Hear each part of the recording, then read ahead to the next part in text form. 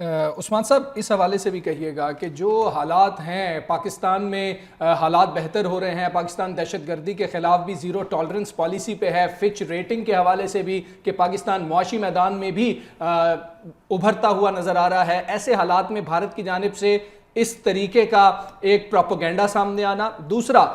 گودی حکومت کے آج نعرے لگے تھے اور یہ نوجوانوں نے لگائے تھے جو مقبوضہ کشمیر میں بستے ہیں، وہاں کے رہائشی ہیں، وہاں کے کارڈز ان کے پاس ہیں، وہ نعرے لگا رہے تھے۔ جواہر لال نہرو نے اس پر سائن کیے تھے 37 معاہدے کے اوپر بھارت کی جانب سے، اور مودی نے تو بالکل بھارت کا نقشہ اندرونی طور پر بھی بدل دیا ہے۔ آپ کیسے دیکھتے ہیں کہ جو بھارت بنانے والے تھے انہوں نے جو فیصلے کیے، مودی انہی فیصلوں کو تبدیل کرنا چاہتے؟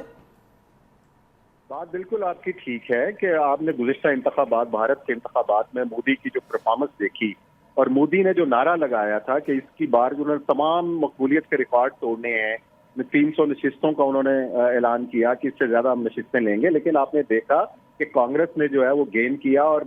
مودی سرکار کو پہلی بار اتنی کم اکثریت ملی ہے۔ تو اب وہ جو کم ہوتی ہوئی اکثریت، اکھنڈ بھارت کا جو نعرہ اور ہندواتہ کے جو نعرے ہیں، اب وہ بنیاد پرستی کو جو نعرے ہیں اس کو زندہ رکھنے کے لیے آپ نے ہمیشہ، اگر مودی کی ہسٹری آپ دیکھیں تو اس قسم کے سٹنٹ وہ کرتے چلے آئے ہیں۔ مسلم دشمنی کی بات ہو، کشمیری دشمنی کی بات ہو، تو اب بھی وہ اس موقع کو اپنے لیے استعمال کر رہے ہیں ایز اے سٹنٹ۔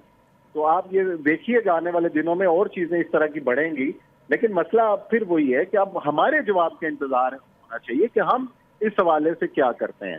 کہ بھارت کا یہ چہرہ دنیا کو ہم کس طریقے سے دکھاتے ہیں، ہماری جو سفارتی میدان کے اندر جو سرگرمی ہے وہ کیا ہوتی ہے۔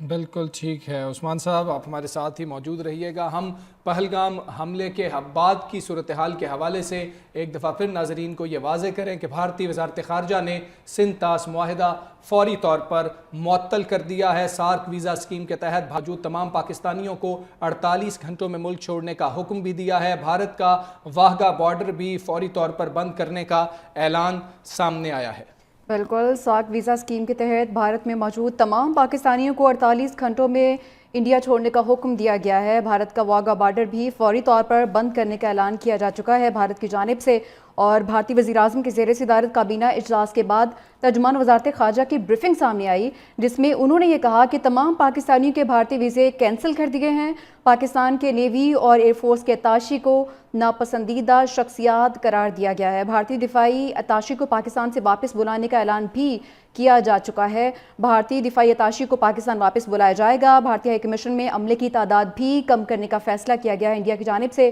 اور پاکستان ہائی کمیشن کے عملے کو 7 روز میں واپس پاکستان جانا ہوگا، جبکہ جو باقی وہاں پر پاکستانی شہری موجود ہیں ان کو 48 گھنٹوں میں انڈیا چھوڑنے کا، بھارت چھوڑنے کا حکم دیا جا چکا ہے، اور ان کے ویزے بھی منسوخ کیے جائیں گے۔